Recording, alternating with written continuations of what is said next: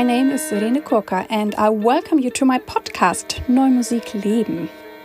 I have studied classical singing and voice, but I love to sing contemporary and experimental music. If you would like to know more about me, please look at my website www.irenekurka.de. In this podcast, I talk with you about topics all around contemporary music. I share with you behind the scenes insider knowledge, and I want to bring closer to you the human beings out of the new music world. Thank you very much for all your emails and feedbacks.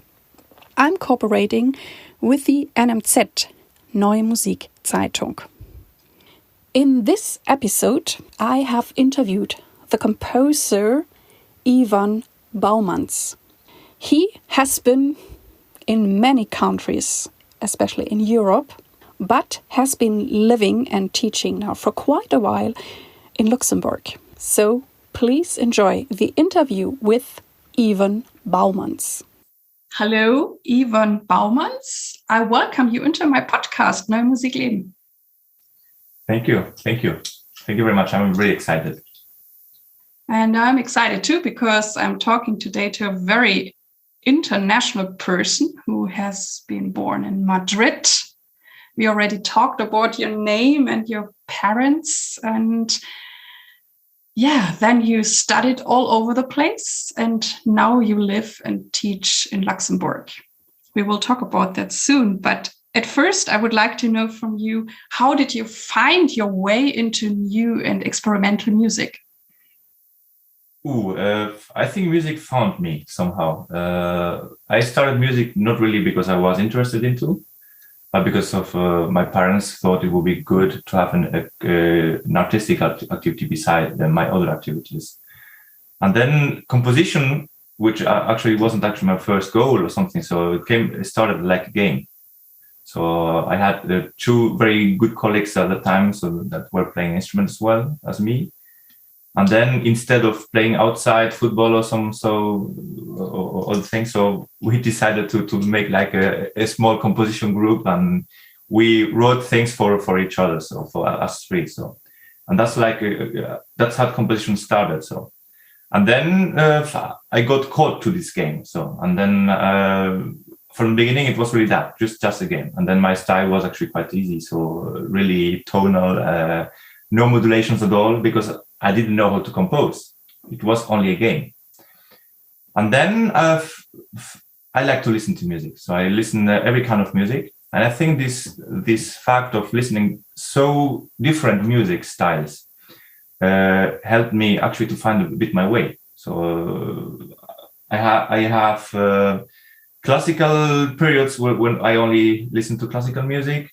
I had also Swedish folk periods where I only listened to Swedish folk music.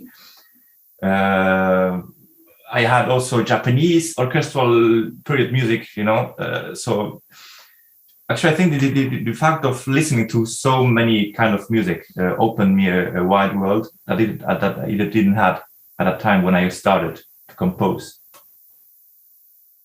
And then you found your style when you were studying with your teachers or at conservatory?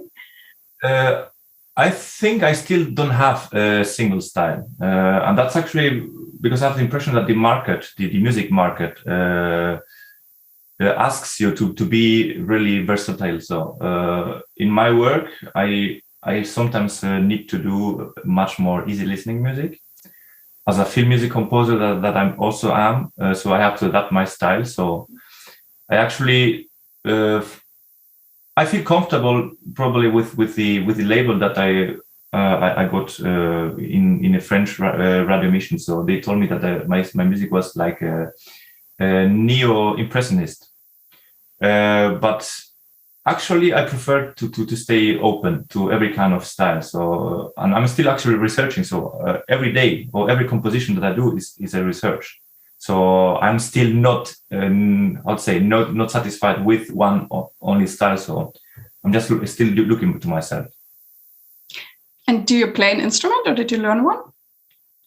I started learning clarinet. I never said that too loud because it's already a long time ago.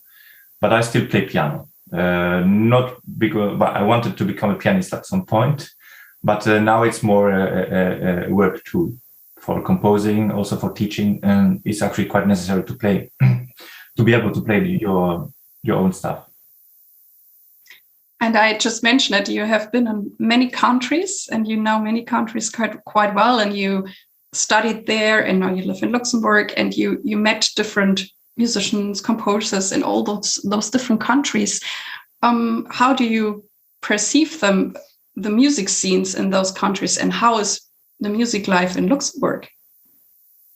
So I really love the diversity of music because, I mean, as I told you before, so I don't listen only one style of music. So I really like the diversity of the world. So, I mean, I love to travel as well. Maybe it's because of the fact that my parents, my mother is Spanish, my father is half Luxembourg, half Dutch.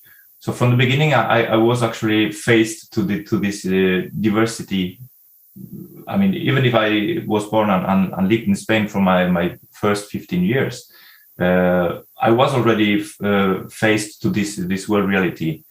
And then I have the chance that Luxembourg is actually a quite multicultural country. It's really tiny. Not everyone knows where it is, but actually, if you see the social tissue, it's actually based of so many nationalities, and also this diversity is actually really quite obvious here in Luxembourg. So that opens actually mind amazingly well, and then because it's also really small, so there's a big possibility to work with people abroad, with musicians abroad. So. And that's why actually my world opened. So first of all, because of my family situation, but also afterwards because Luxembourg actually allowed me to do that, to keep an open eye outside. And I love this diversity. I love actually to take some aspects of some kind of culture and to mix them with another culture, and I love that. So you receive Luxembourg as a very open place, even though you say it's small, but everything comes towards you, or you can invite people. Absolutely. I mean, Luxembourg. If once again, if you just talk about numbers, the half of the population is foreign, okay, or 48%. I mean, almost the half. So it's not Luxembourg. So that's why it's actually an experiment maybe, or a laboratory where you can actually, or you don't have the choice other than meeting other cultures. So, and somehow this is actually extremely rich in terms of art. At least for me, it's extremely rich. I mean, they built a lot. I mean, you have now a philharmony, you have music festivals. I mean, there's so much happening, I think, especially within the last years, or?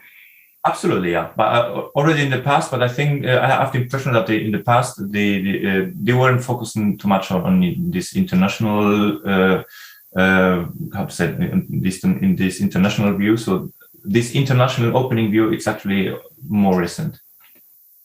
But there has always been a quite intense cultural life in the country. Mm. And how was it then for you being in all those other countries? What did you learn or take away with you being in France, for example? But I mean, in France was more actually because of the studies. So when I landed in the Conservatory of Paris, I was a bit, how to say, I was terrified somehow. You know, when you get that in this room, Messiaen taught, or when your teachers were students that knew big names of the French scene, like Dutilleux, for instance, and then you see, okay, so I can't fail. You know, it's like it's a big pressure. So let's say the remembrances that I still from France are often related to this fear a bit of this responsibility somehow. Even if actually I learned extremely a lot and I love France. I try to go back as much as possible. But when I think back, I see, okay, I spent 5 years, a bit terrified, but I learned so much, and I feel like I was actually being given a goal or a duty, which is to continue a bit with the French way of doing music. And now you're also teaching in Luxembourg. It's a conservatory, lots of different things. How is teaching for you? Teaching is actually extremely nice. I mean, the teacher also learns a lot from students. I have many stories about students telling me about one piece that I don't know at all, and then taking a look at the score and saying, wow, that's nice. I could use it for my next lesson, for instance. So what I learned, or what I like actually from teaching is that, so the exchange with students, the fact that you learn also yourself, you realize that you don't know everything already. So there is still range to improve. I love to transmit. I mean, as a composer, you also transmit with another language, which is music. But I also like to transmit with words. And then it's actually that what I like most. So the way of transmitting, and also the exchange that you have with your students. And also it's like it's a lifelong learning somehow. So when you teach, you learn every day something new. Or at least, I had recently one student that wrote me a message 10 years after we met. So I had him as a student 10 years ago, and he thanked me. He thanked me just because he told me that I shared my music passion with him, and he was like amazed. Even if he doesn't do me now, I think he still remembers me. Mm-hmm. And then these kind of moments you realize, wow, I have the most beautiful job in the world, and it allows me to combine it with composing. I also think it's very rewarding, and also when I look at my own studies, I feel there is a lot of seeding and different things. I also didn't know when they would bloom or how they would bloom, but at some point you realize, oh yeah, this is Absolutely. Because of that. And I mean, sometimes it's also easier to look back. I sometimes call it reverse engineering, because at the studies you're just doing, and I was doing lots. And at some point it's like, oh, cool. Now I can do this. And also this process then to do your own thing. I mean, at first you learn from your teachers, and then you suddenly go on your own way, and there's nobody who helps you. You're strong and you're able to do it. Absolutely. So that's actually what I like in that's the exchange. So you exchange a lot. I mean, when you're a music student, so you get also a lot from your teachers, and then you are really thankful for that you got. All the music knowledge, all the music discoverings, and also, and then at some point you feel also the duty to make the same, no? And then I mean, if the best way actually. Or the best balance for me is actually composing, also conducting, and teaching, because actually teaching forces you actually to stay researching. Sorry, so remain being interested on discovering new things. If you only compose, maybe you could fall into a comfort zone situation where you told yourself, okay, I know already everything, so I don't need to research, so I will keep doing the same thing the rest of my life, But with teaching, and you're also in touch with those young people, so you kind of know what the new generation is up to. New generation, new ideas, new music as well, new expectations as well. So you get to know the public of the future as well, So somehow also the audience of the public. So the audience of the future. So, and then you're basically it helps you a bit to plan a bit, so, or to know what is coming after that. And then you decide if you want to follow the trend, or if you remain in your style, or if you remain actually in what you like to do now. I would like to know, what are the qualities you most appreciate in performers you work with? I don't know. It's quite difficult to say. It depends, actually. The key word that I try to really to introduce in my life always is sharing. So when I work with performers, I like that they share with me what they feel about the piece. If they have another point of view, I like to hear it as well. It's the exchange with the performers, and so it's actually very important for me. I don't like, for instance, performers that they only play what's written in the score without asking too many questions, because I sometimes have the impression that they are just trying to please me and not really trying to please themselves, And I think when you play a piece, you also need to put yourself somehow. So that's why.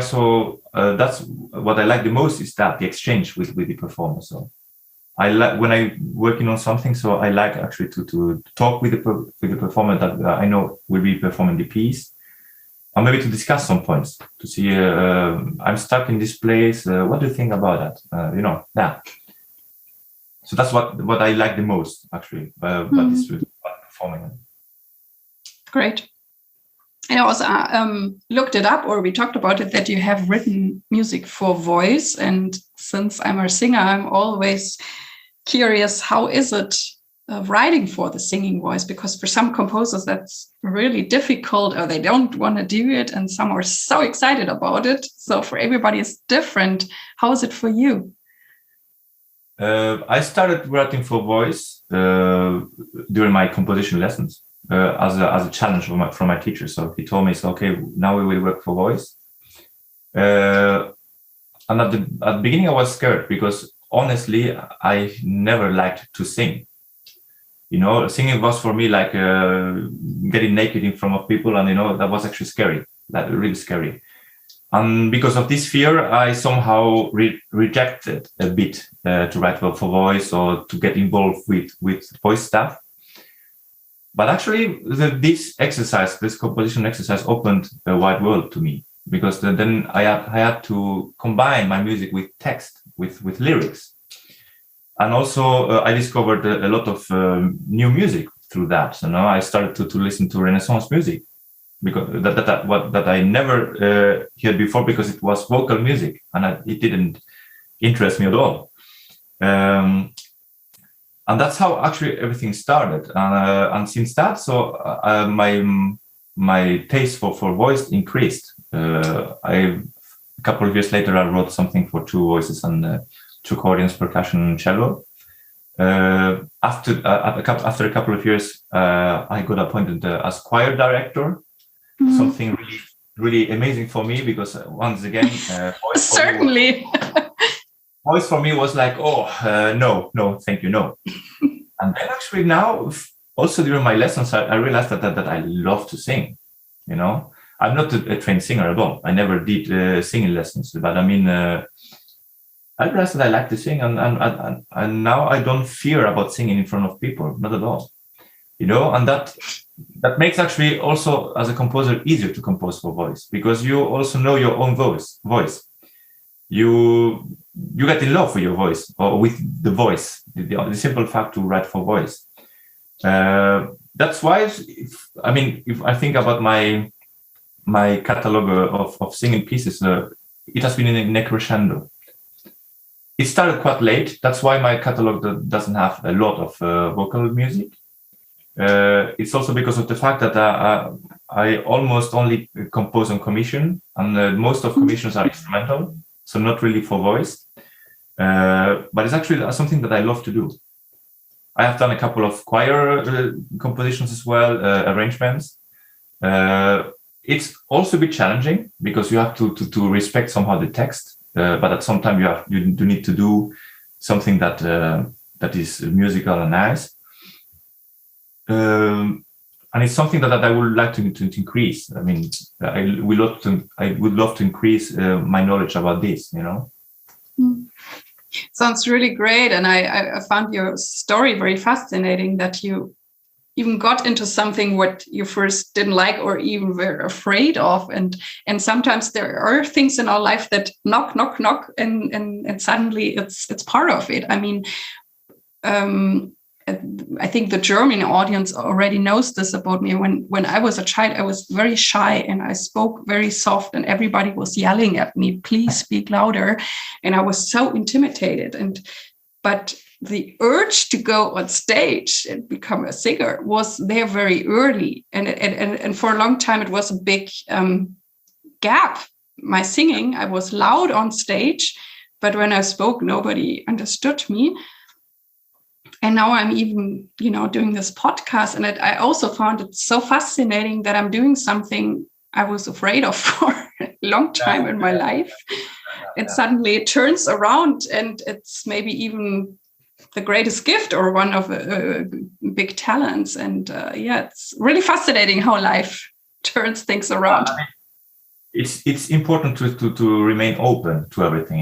If you close yourself to from the beginning and you refuse categorically to do something, so then maybe if you will turn in a circle, and then you are close to discovering, and to flexibility and to new worlds. So I mean, you have you're very open, you're very diverse, and I don't know how you perceive it. For me, I often find that with our new music, contemporary music, we're still like in a bubble. And I wish that we come out and more people listen to what great music we do. How is that for you? What do you do for that? Or is it different with your music? And there are already big audiences who are curious. I've made a lot of music, so a lot of different types of music, also experimental music, a bit more abstract music. And I always tried to get how the public reacts, and I got actually the impression that what the public wants is to understand what they are listening to, or to feel something, What I criticize a bit about the contemporary music sometimes is that it's based on a technical concept, which is wonderful, and you could actually spend hours enjoying to analyze the piece and putting colors on and say, there is a series here and so on. But then the emotion is not there, or exactly the opposite. You have contemporary music that there's a lot of emotion there, but it's so difficult to understand, or there's no sense at all, and I have the impression that the public is seeking for that, especially in this society, which is actually based on how to say capitalism and consume, and you need to be in some way a bit efficient. I know it's terrible to talk about efficiency in music, but I somehow have the impression that the public, the audience, wants to get what they want, and they want to understand what they're listening to. They want to maybe sing the theme that they heard at the beginning. They want to sing it after the concert, and that's actually a bit difficult. So I mean, it's a very difficult balance to find, because if you give the public only what they want, so there's no diversity at some point. We end doing the same thing. Look the pop scene. Look what the mainstream radios are playing. So I mean, it's always the same. I tell always my students. So do you never realize that the songs, that the pop songs, are only based on this 4-chord thing? And that's actually the risk. At some point, as a composer, it's my case. I want to please the public. Even if I know from the beginning that it's impossible to please everyone, But at the other point, I want to remain myself, and to express what I want without boundaries. It's a bit difficult. It's really a very difficult problem to solve. It's quite difficult to solve that, because two worlds faced somehow each other. the complexity of composing, especially in contemporary music, and what the audience wants to hear or wants to feel, That's correct. And on the other side, it's also good to challenge the audience a little bit. Like you said, no, you should not just give them all the chocolate and leave out other things.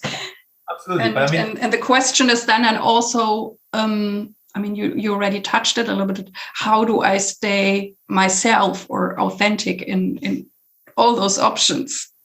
Yeah.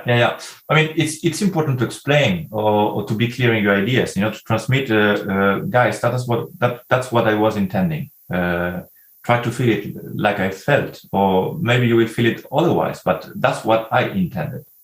Like I worked on a four note scale, and my whole piece is built about it, or something like that. So the understanding is actually the key of the problem. If the people understand what they are listening to, then they can do their opinion afterwards. But at least they know what it's all about. But if you face a piece and you don't know at all what's going on there, then suddenly it becomes only noise.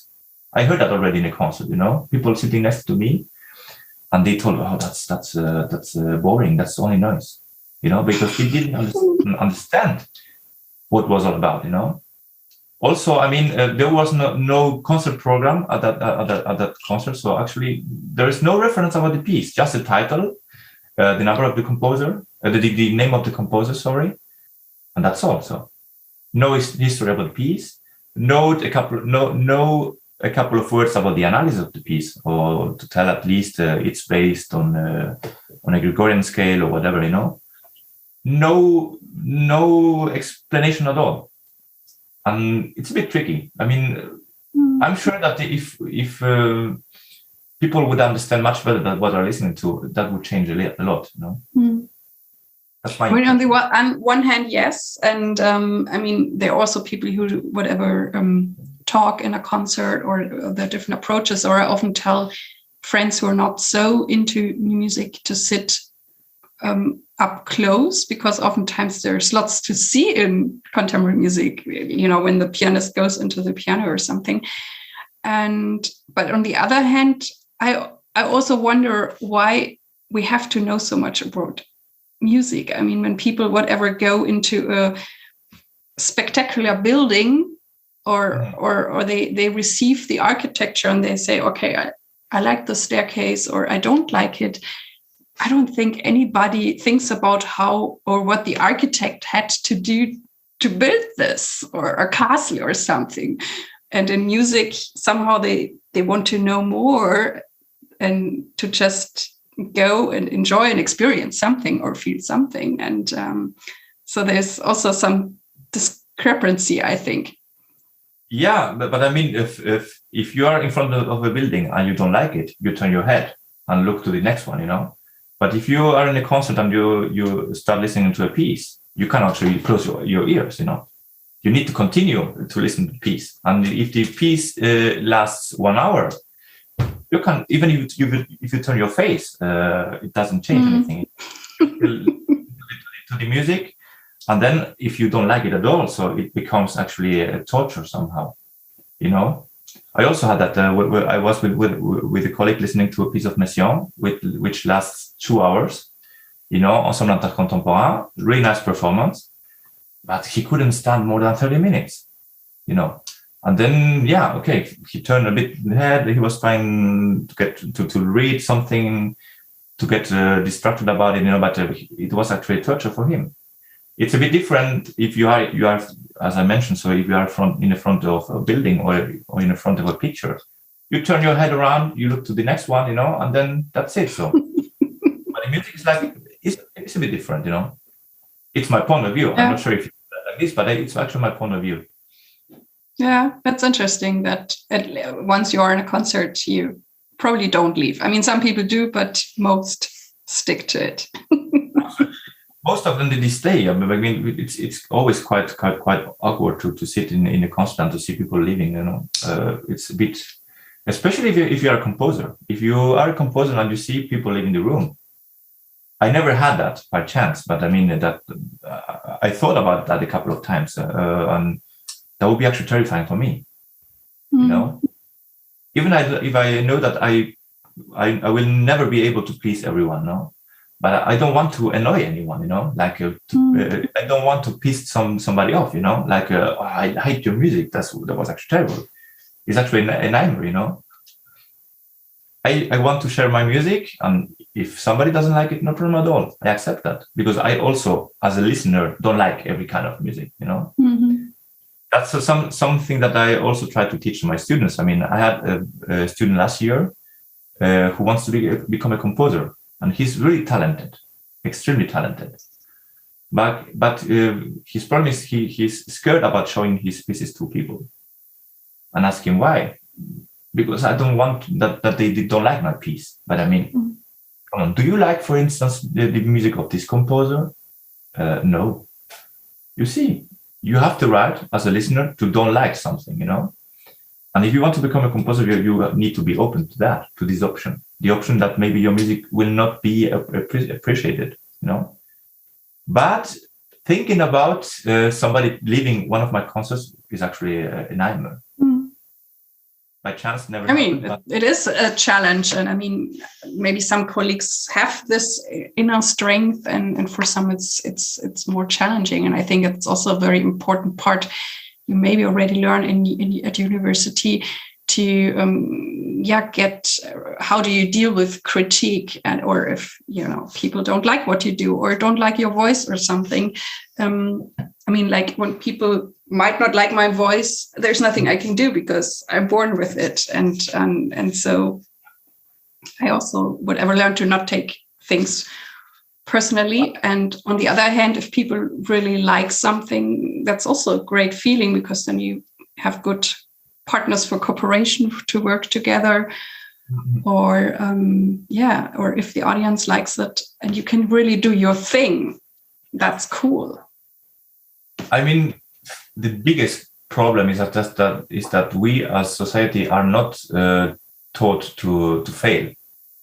You know, everything is based on performance. You have to be good. You have to have good marks. You have to do always your work. And maybe that's actually a big problem, because actually failure is also part of life. You can also fail. It's not a problem at all, you know. You don't need to be ashamed about that, you know. But if you see our our education systems, they are based on not to fail. You have to do perfect everything, you know. Maybe it's actually a field that needs a bit more improvement, you know, to work on this possibility of fail, or the possibility of not please everyone, you know. And I think that needs to start in the school, or even at home with your family, you know. To fail is possible. To not please everybody is also possible, you know. Yeah, it would be great if we could all learn that it's normal. I mean, you learn also a lot from failure or mistakes. And when you look at, you mentioned the children. I mean, when we look at babies, when they start walking, they failed so many times. We all failed so many times. We stumbled around and we did it again. And at some point, we all learned how to walk. Absolutely, and they never stop. You know, it's like they keep actually trying. No, they keep trying. They don't say, "Okay, I failed, so I stop." You know, that's not the goal. You know, if you play in your piano exam, your scales a bit slower or not so good that intended, it's not a problem. Next time will be actually much better. You know, what I try to communicate to my students is try to do your best. That's actually the main thing. So if you have done your best, then you will always doing your best, and at some point it will be great, or perfect enough, you know. But that's actually the idea that I try to transmit. So do your best. You're doing so many different things. I mean, you're composing and you're teaching many different subjects to many students. How do you structure your day? Do you have any form of time management, or what advice do you give your students? Structure. What does it mean? I mean, The problem of a composer is that we do an activity that is absolutely not structured at all. I mean, we are seeking for inspiration, and inspiration sometimes comes early in the morning, mostly really late in the night, and it conditions actually your whole life. So if you want to go to the cinema and you are like in an inspiration mode, you cannot go to the cinema then. Then you have to refuse to your colleagues that, sorry, I cannot go with you. I'm in a really inspiring moment right now, And basically, after having lived so long in this kind of atmosphere, I still don't have a proper organization. So I try to do things on feeling. For instance, today it's really sunny in Luxembourg here. We have a very bright sun.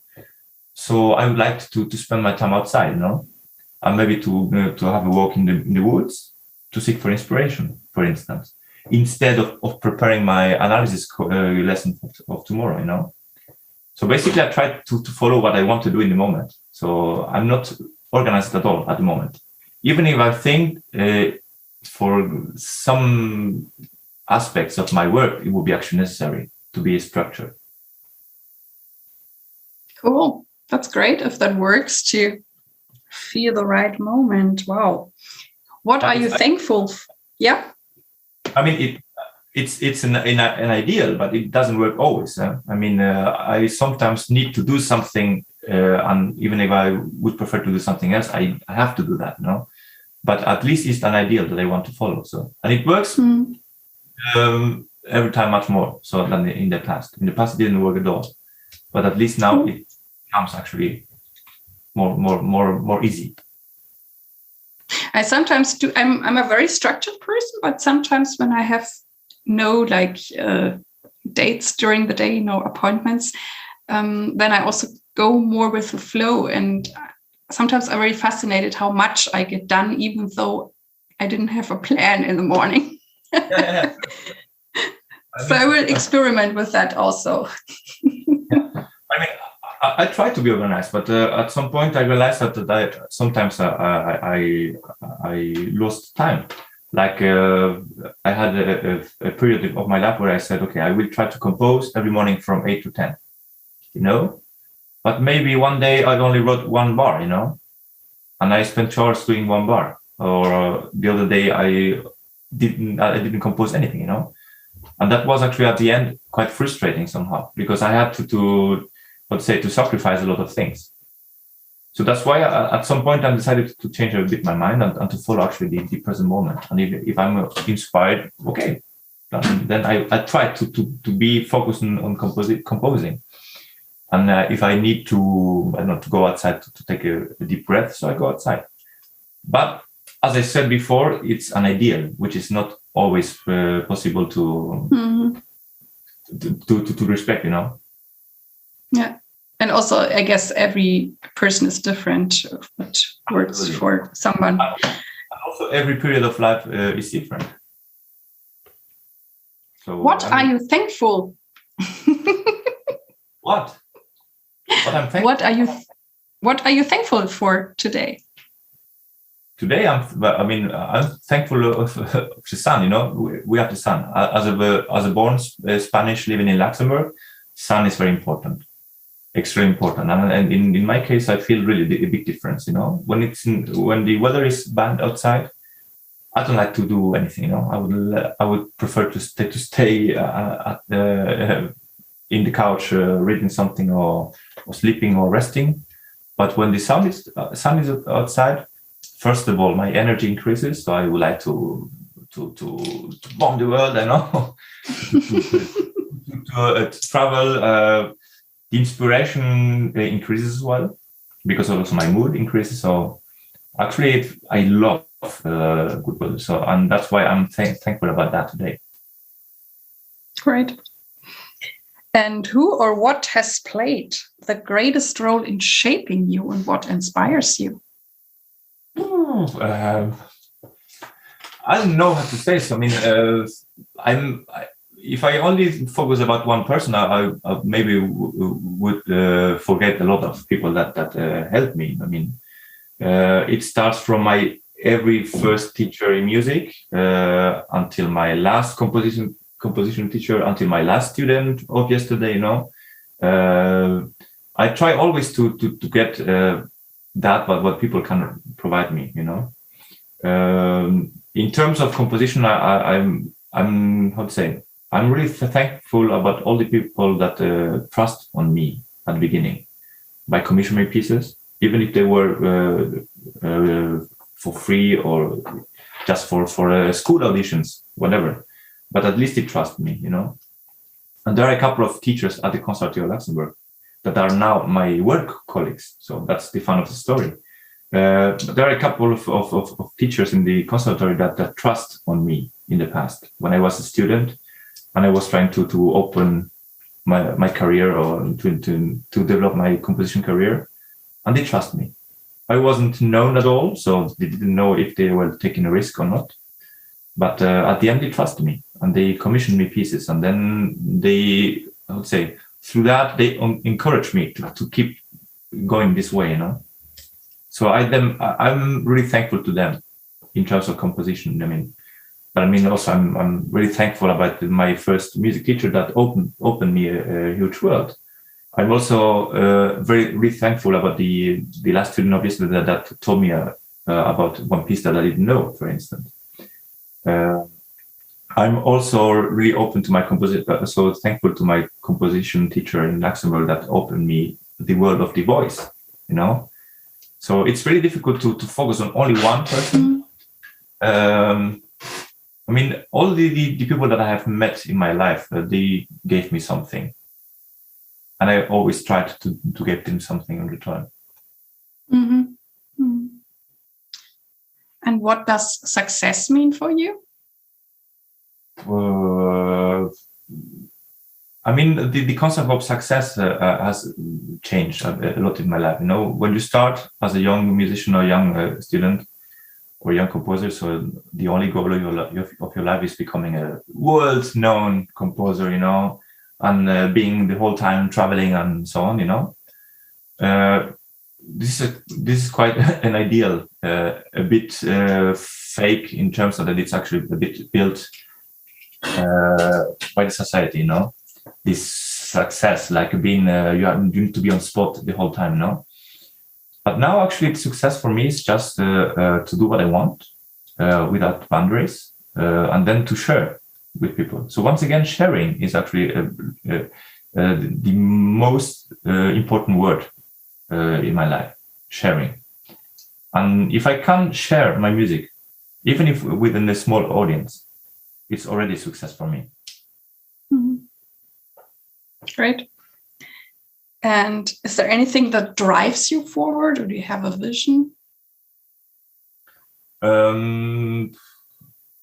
A vision, well, it's maybe a bit anti-musical, but my vision is actually to do more other stuff than music, because I was actually for years I was focused on music. So I always told my colleagues that I was married with music, and now I'm not divorced with music. We still are in contact, but let's say I try to fill my life with other experiences, because I'm sure that these experiences will actually nourish my musical life. Mm-hmm. And that's actually what I'm trying to do right now. After the lockdowns, this Corona pandemic, we all artists were focused to something that we are scared about it: silence. And the first lockdown was actually at the beginning like, gosh, it's like a silence, no projects at all. So what I will do with my life, that was scary. But at some point, I discovered that I have a garden. I discovered that I like planting and working with vegetables and with green. And I realized that actually this activity was actually helping me to become more creative, Mm-hmm. And then basically, so the first lockdown was actually a huge discovery for me. And I'm not scared about silence anymore, So if I had to define what's moving me now, it's that discovering all the stuff I'm using, Right. we're actually at the last question. Which tip would you like to give young artists? Trust, really. Trust on yourself. Trust on your capacities. Experiment. Do what you want to do. And also don't be scared about what you think the people could say or could think, you know. The most important thing is do you think yourself about yourself, you know. Critics, if they are constructive, they are good. I never had a problem with a constructive critic. I always have problems with destructive critics because you don't learn anything about them. But that's that, actually. Trust on yourself, trust on your capacities, keep trying. If you fall, wake up. You will fall, that's for sure. Everybody falls, especially in music world or in artistic world, but it's part of the show. Well, thank you very, very much. It was a great pleasure talking to you, and thank you for taking the time. Thank you too for giving me this opportunity to share my world with good people. This was the interview from today. I hope that it inspired you, and please send me your emails, send me your feedback, because I love to interact with you. Thank you very much that you tuned in with me today. I really, really hope that you liked it. And please tell your friends and colleagues about this podcast. I thank you very much. I wish you all the best. Live your music, live your life, and see you next time. Yours, Irene.